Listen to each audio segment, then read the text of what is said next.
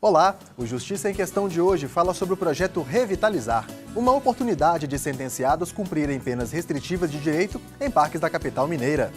O TJMG apresenta o Pacto pela Integridade, que institui uma série de ações de combate à corrupção. Inadimplência. O número de endividados no Brasil chega a 63 milhões. Conheça as atribuições do Centro Judiciário de Solução de Conflitos e Cidadania Ambiental. A lei anti-bullying nas escolas. Saiba reconhecer as formas que os agressores usam para intimidar as vítimas e como combater essas atitudes. E mais, as principais decisões judiciais do Estado e a explicação de termos jurídicos para você conhecer seus direitos e deveres. Fique com a gente, nossa edição começa agora.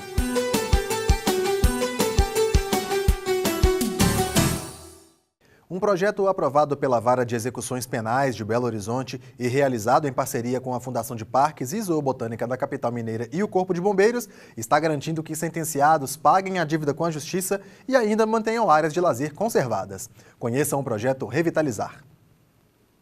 Quem vê o Luiz Henrique tão dedicado ao trabalho nem imagina que tempos atrás ele trilhou o caminho das drogas. Fui pego, preso, aí saiu mandado de prisão, me pegaram. Fui condenado e aí eu comecei a pagar o serviço. Hoje ele acerta as contas com a Justiça cuidando do Parque Municipal de Belo Horizonte. É integrante do projeto Revitalizar, que começou no TJMG.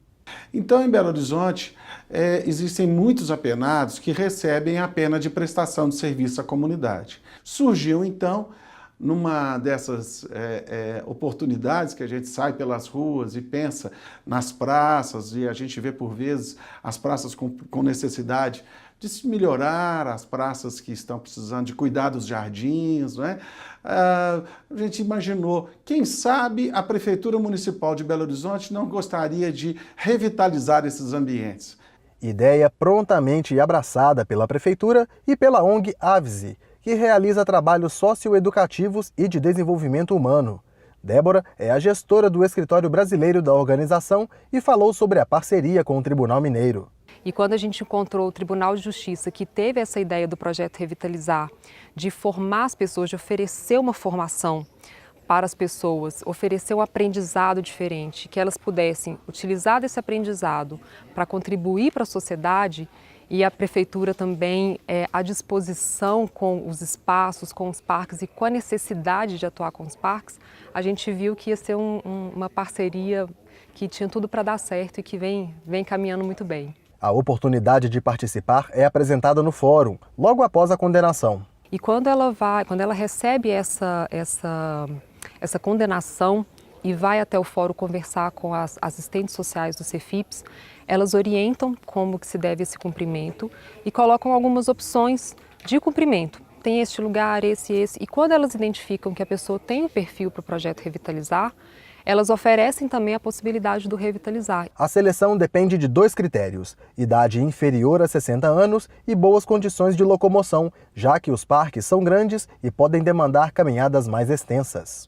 O projeto é desenvolvido em 5 parques. Aqui no Parque das Mangabeiras, no Parque Lagoa do Nado, em Venda Nova, no Parque Ecológico da Pampulha, no Jacques Cousteau, na região oeste, e também no Parque Municipal, no centro. Os participantes precisam estar com a carteira de vacinação atualizada. O Revitalizar está aberto apenas a sentenciados que cometeram delitos de menor potencial ofensivo.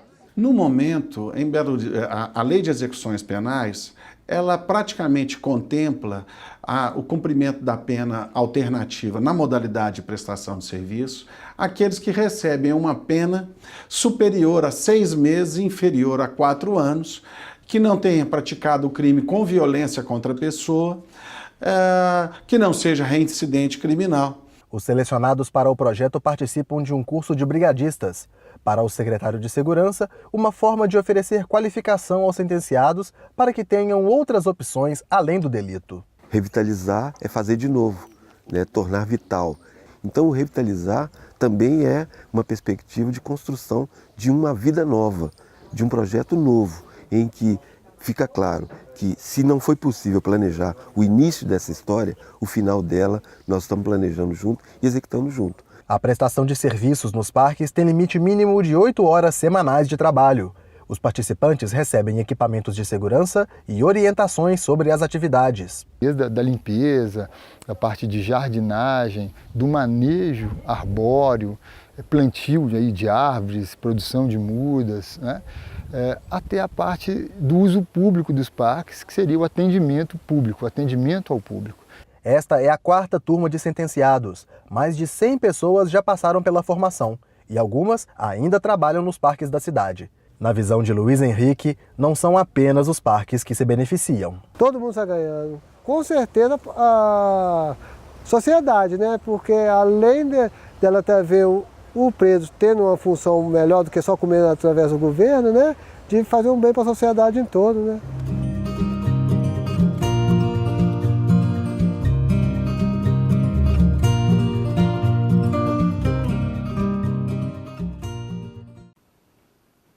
Fique agora com as sentenças que foram destaques no Tribunal de Justiça de Minas Gerais. É hora do giro de decisões.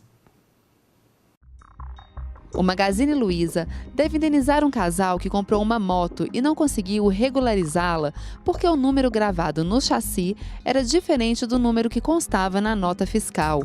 A 15ª Câmara Civil do Tribunal de Justiça de Minas Gerais confirma a sentença da comarca de Cambuí, que determinou uma indenização de R$ 7.000 por danos morais e R$ 4.300 por danos materiais. O Minas Shopping deverá pagar indenização de R$ 25.000 por danos morais a uma criança que teve o pé esmagado pela escada rolante do centro de compras. A decisão é do juiz Hélito Batista de Almeida, da 32ª Vara Civil de Belo Horizonte. A Clínica Dentária São José deve indenizar uma paciente em R$ 15.000 por danos materiais e morais, pelos problemas causados a ela em função de um tratamento dentário que culminou com a necessidade de extração do dente. A decisão da 9ª Câmara Civil do Tribunal de Justiça de Minas Gerais confirma a sentença da comarca de Belo Horizonte. No próximo bloco, a gente fala sobre ações de combate à corrupção. E mais, entenda como uma dívida pode levar à negativação do nome do inadimplente no Serviço de Proteção ao Crédito.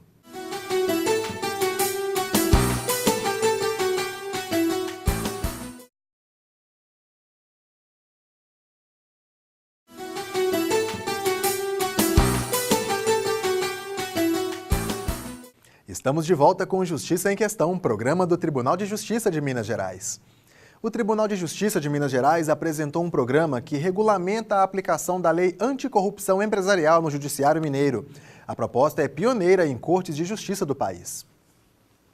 O Pacto pela Integridade institui uma série de ações de combate à corrupção e penas mais severas para as empresas que cometerem irregularidades na execução de contratos. O objetivo do Tribunal de Justiça ou do Judiciário é dar a prestação jurisdicional. Para isso nós construímos, nós contratamos e então é necessário que estejamos também dentro desse contexto de proteção do patrimônio público. O programa foi criado para atender à Lei 12.846, conhecida como Lei Anticorrupção Empresarial, que prevê a responsabilização da pessoa jurídica que praticar atos ilícitos contra a administração pública. Antes da aprovação da lei, os dirigentes das empresas respondiam pelas práticas ilícitas.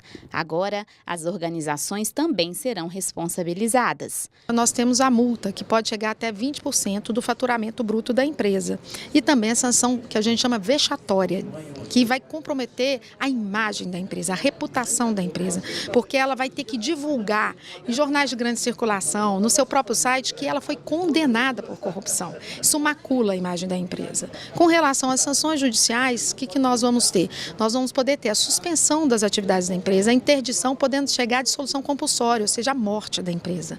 Além disso, ela vai ficar proibida de receber incentivos, subvenções, transferências de recursos públicos. O Pacto pela Integridade também traz mais uma inovação para a Justiça de Minas, a adesão às medidas de compliance, que é um conjunto de normas criado para facilitar e acompanhar o cumprimento de leis e regulamentos internos, além de identificar, evitar e combater eventuais desvios de conduta. O Pacto pela Integridade, ele é um instrumento altamente eficiente para evitar desvios e desperdícios na administração pública.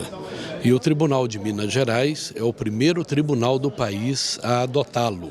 É um requisito necessário para conferir transparência das atividades administrativas, estabelecer um controle efetivo da prática administrativa. E são, eventualmente, processos simples, mas são muito efetivos e têm um espaço enorme no campo da administração pública. Portanto, está de parabéns o TJ Minas Gerais pela iniciativa. Devo, não nego, pago quando puder. Essa frase representa o direito de quem tem uma dívida de pagá-la quando for possível. No entanto, dependendo do prazo, o nome do devedor poderá ser incluído em um cadastro negativo. Saiba como isso funciona e acompanhe as dicas de como evitar o superendividamento.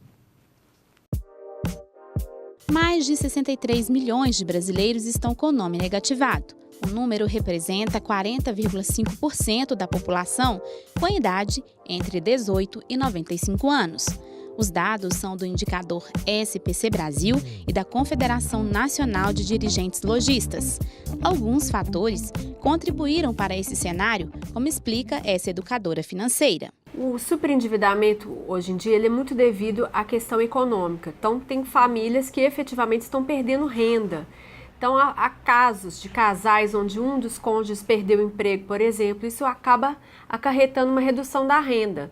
E, claro, se não houver uma redução da despesa na mesma montante, isso pode acabar gerando um endividamento que, se não for controlado, pode gerar um superendividamento. Muitas vezes, o superendividamento provoca a inclusão do nome do devedor em um cadastro negativo.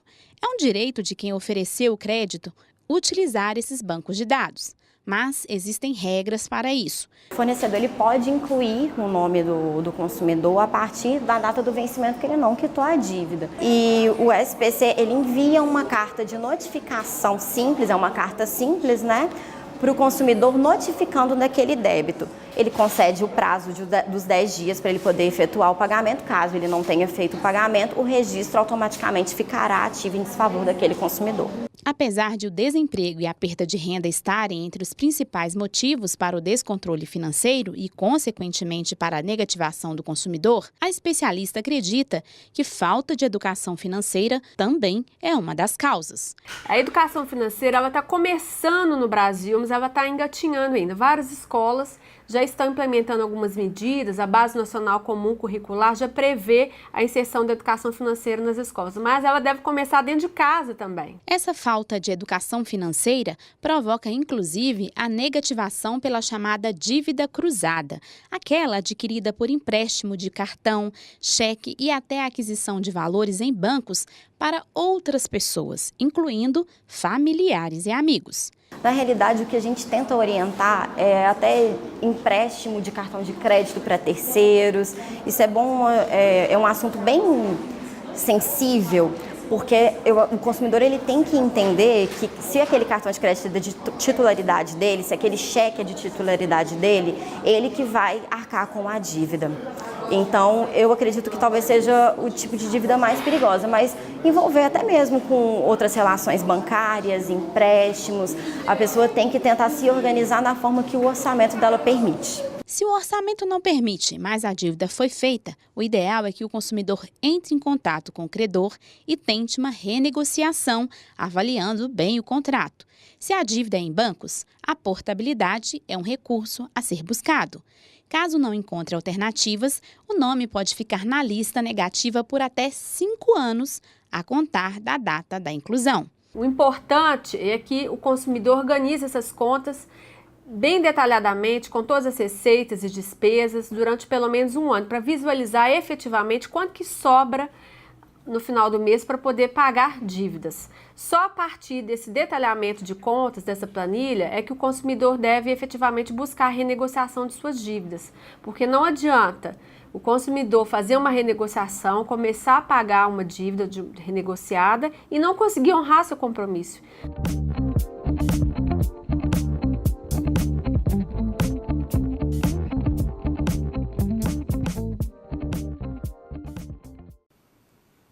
É hora de descomplicar mais um termo jurídico. A gente te explica o que é contrafação. Contra o quê? Não sei não. É contra alguma coisa, que eu não sei o quê. Contra a facção, realmente não sei. Na verdade, eu nunca nem ouvi. Não. Contra a facção? Não, desconheço. Contrafação. Contrafação, não. O termo contrafação serve para definir a ideia de falsificação. Inclui qualquer violação contra a propriedade intelectual e engloba também a pirataria, que é a cópia de obra protegida por direitos autorais. A contrafação está presente em diversos setores. Brinquedos contrafeitos, por exemplo, podem oferecer riscos à saúde das crianças. Equipamentos automotivos e uma grande infinidade de mercadorias contrafeitas podem trazer algum tipo de prejuízo ao consumidor. A gente volta daqui a pouco para falar sobre o Centro Judiciário de Solução de Conflitos e Cidadania Ambiental e também o combate ao bullying. Fique conosco, o Justiça em Questão volta já.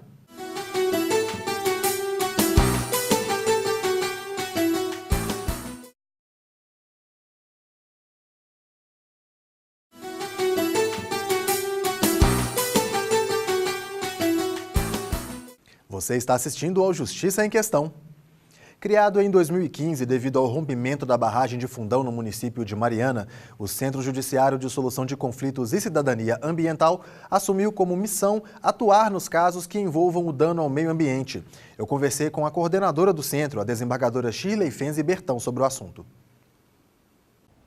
Doutora Shirley, inicialmente a criação do Centro Judiciário de Solução de Conflitos foi para atender o episódio ocorrido em Mariana. E aí eu pergunto, quais questões foram tratadas pelo Sejusc Ambiental nessa época? Nesse episódio, especificamente falando, a tragédia de Mariana, houve um dano ambiental extenso, né, que passou a ser atuado pela Justiça Federal, por ser de mais de um estado, mas nós tivemos um congestionamento muito grande em Governador Valadares, no Juizado Especial.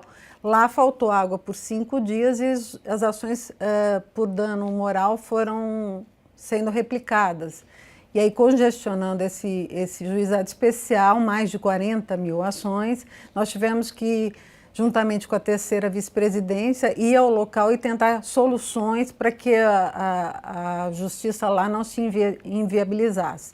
Nesse sentido, foi feito um termo de cooperação pela terceira vice-presidência, com o pessoal da Fundação Renova, onde um espaço foi designado para fazer essas conciliações relativamente ao dano moral. Mas essa foi uma questão pontual que o Sejusc ele não trata somente disso. Aliás, isso foi um episódio à parte por conta da demanda excessiva desse acidente. Nossa atuação é mais ampla e especificamente em relação a dano ambiental. A partir dessa experiência, a atuação do Sejusc Ambiental foi ampliada, não é? Foram até ouvidos, procurados outros interessados, outros atores, não? Então, com o encerramento da atuação em Valadares, nós procuramos oferecer o trabalho do Sejusc Ambiental, que é mediação em questões ambientais de grande relevância, que também tem contato com esse tipo de problema, né? Que são pessoas como Defensoria Pública, Ministério Público, Secretaria Estadual do Meio Ambiente, que se deparam com grandes questões ambientais, e a gente ofereceu o trabalho para que pudéssemos mediar em questões que pudessem fundamentar uma atuação mais efetiva para a reparação do dano ambiental. E atualmente esses casos podem ser procurados por quem? Que casos são esses? São questões de grande porte. Por exemplo, a instalação de uma barragem de rejeito. Nós estamos discutindo, por exemplo, a nova barragem de Maravilhas, que é da Vale do Rio Doce, que é uma barragem que todo mundo tem medo de que se rompa novamente, né?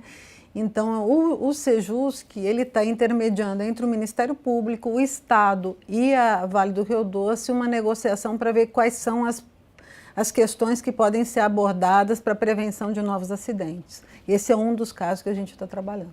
Quem são essas pessoas que podem, de repente, se interessar e fazer contato com o Sejusc Ambiental? Não são só magistrados, não é? Não, magistrados são os que têm me acionado, mas eu já fui acionada pelo Ministério Público, tem a oportunidade da Defensoria Pública acionar, a Secretaria Estadual do Meio Ambiente também pode, o Estado pode acionar, já fui acionada recentemente pelo Estado também.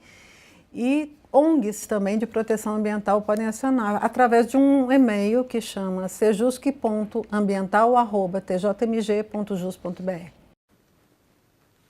Insultar, criar boatos humilhantes e situações vexatórias, inventar apelidos que ferem a dignidade, ameaçar presencialmente ou pela internet, excluir de atividades sociais ou pedagógicas, como trabalhos em grupo, são algumas características do bullying. Entenda quais medidas estão previstas em lei para a prevenção e combate a um dos principais problemas nas escolas brasileiras. Saiba mais na reportagem de Silvana Monteiro. Pode olhar para mim como uma pessoa criativa. Gosto bastante de estudar, é uma coisa que eu acho bastante importante para mim, mesmo que seja um pouquinho chato, eu acho muito importante para minha vida. Aluno do 9º ano de uma escola particular, o Daniel sabe reconhecer as qualidades que tem. Hoje, ele está com a autoestima mais fortalecida. No entanto, já sofreu com a perseguição por causa de uma de suas características físicas. Aí, quando começou a chegar um pouquinho perto da adolescência, que veio sim o assunto bullying, um pouco mais grave para mim. Tanto que eu tive que resolver emagrecer, para tentar ver se isso melhorava um pouco. De acordo com a Lei 13.185, o bullying se caracteriza por uma intimidação sistemática, tendo alguém como alvo. O bullying é um ato ilícito do ponto de vista jurídico, ele não é autorizado pelo direito, ele fere a dignidade da pessoa humana, ele traz sofrimento para as vítimas, ele se trata de uma agressão que é praticada contra outras pessoas, com o objetivo de causar dor. É importante falar que o bullying não é crime, mas ameaçar é crime, perseguir é crime, calúnia, difamação e injúria são crimes também, então ela pode ser processada por isso aí. Uma das principais consequências do bullying é o enfraquecimento emocional da vítima ou alvo. Por isso, é muito importante que a pessoa não se cale diante das agressões e procure a direção da escola ou a equipe multidisciplinar para que haja um combate efetivo na fonte das agressões.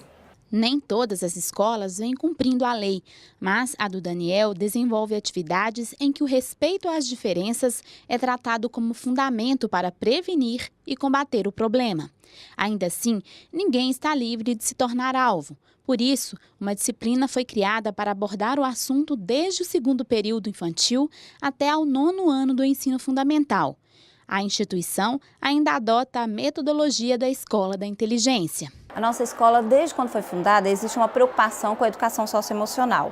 Então, a gente tem uma matéria, um conteúdo que se intitula Cidadania. Dentro da cidadania, a gente faz esses trabalhos com os alunos.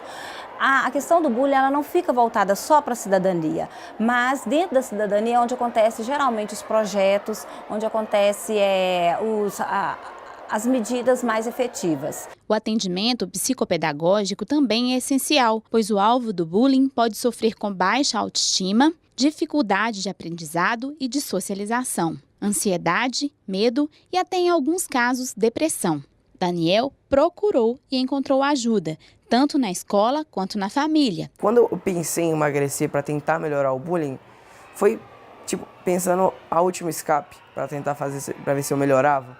Só que não era isso. Se você está sofrendo bullying, você tem que falar com alguma pessoa. Você não pode esconder isso dentro de você. Porque se você esconder isso dentro de você, vai piorar o bullying cada vez mais. Você não vai estar fingindo que está tudo bem e vai ficar tudo bem. Vai piorar cada vez mais. A psicóloga defende que a instituição se atente não só para a vítima e agressor, mas também para o espectador, que neste caso pode ser um funcionário da escola, um professor ou outro aluno. Porque a gente precisa de investigar o porquê que está acontecendo, porquê dessas atitudes do agressor, né? O que pode estar levando ele a ter essas atitudes. E geralmente a gente descobre que ele também passa por algum momento que ele está numa situação de vítima também. É feito uma avaliação da situação para a escola decidir quais as medidas que serão tomadas. Porque aí tem o agressor, o alvo, e também os alunos que são os que assistem, né, a situação e se posicionam. Apesar de a lei exigir da instituição de ensino o desenvolvimento de mecanismos para enfrentar o problema, a família e a sociedade em geral também são responsáveis. E essa insistência ela é importante, mas eu acho que não é um trabalho só da escola, é uma parceria com a família. Nós quanto escola, nós não podemos trabalhar esse assunto sozinho. Nós precisamos da família, nós precisamos da nossa sociedade para trabalhar isso tudo, né? Então eu acho que é um trabalho constante pro resto da vida, né? E a gente conscientizando, passando um por outro, respeitando, porque aí a gente vai ter um mundo bem melhor, um mundo baseado na questão do respeito. Caso a família da pessoa alvo de bullying perceba uma omissão por parte da escola, é importante documentar as conversas e solicitações, para então procurar apoio nas instituições de justiça. Ministério Público, Conselho Tutelar, procurar um advogado, que aí, se você tiver que fazer isso num terceiro momento, você já está com documentos do segundo e do primeiro momento. Você já tem fatos concretos para provar que está ocorrendo uma omissão em específica da escola. Seja em meio físico ou virtual, não existe brincadeira quando alguém está sofrendo. Os alunos da professora Sueli aprenderam bem essa lição e dão um recado. Moçada, então qual é o nosso lema? Respeitando a si mesmo em primeiro lugar. O Justiça em Questão também está na internet. O conteúdo desta e de outras edições pode ser acessado no portal do Tribunal de Justiça. Clique na área Comunicação e depois em Justiça em Questão, ou veja pelo canal no YouTube.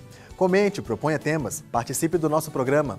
Envie um e-mail para justiçaemquestão@tjmg.jus.br. Um grande abraço e até a próxima edição.